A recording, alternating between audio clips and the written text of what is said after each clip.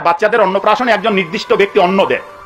কে অন্ন দেয়? মুখে প্রথমে মামা। আমাদের দিনাজপুরেও মামা দেয়। আবার যদি দক্ষিণ দিকে বরিশালের দিকে যান, পটুয়াখালী নোয়াখালীতে, ওই দিকে আবার কোথাও কোথাও দাদু দেয়। পূর্ব বাংলা যাবেন, কোথাও কোথাও আবার ব্রাহ্মণ পুরোহিত দেয়।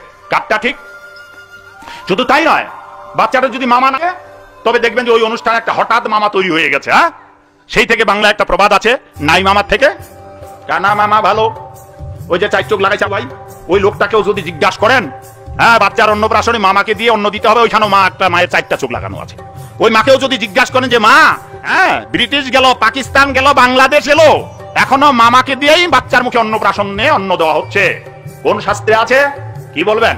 কারো কাছে আপনার বাড়ির 14 গোষ্ঠীর ঠাকুরকেও যদি জিজ্ঞাসা করেন, ব্রাহ্মণকেও যদি জিজ্ঞাসা করেন, হ্যাঁ সব মূর্খের দল আজও জানতে পারলো না বাচ্চার মুখে কে অন্ন দেবে।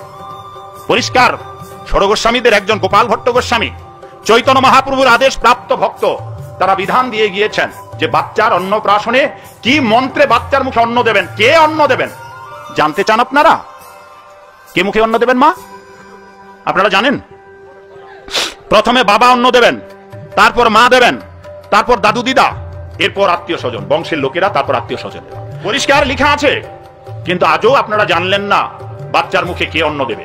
এটি দুর্ভাগ্য। দেখুন, আমরা যা করি, যা জানি, তার প্রায়, যা জানি তার 80 ভাগ ভুল, আর যা করি তার 90 ভাগ ভুল, যার একটি ছোট্ট প্রমাণ অন্নপ্রাশনে পর্যন্ত। গেল অন্নপ্রাশন, মাঝখানে একটা জীবনের প্রথম একটি অনুষ্ঠান অন্নপ্রাশন, ওই জায়গাতে ভুল, প্রথম অনুষ্ঠানটাই ভুল।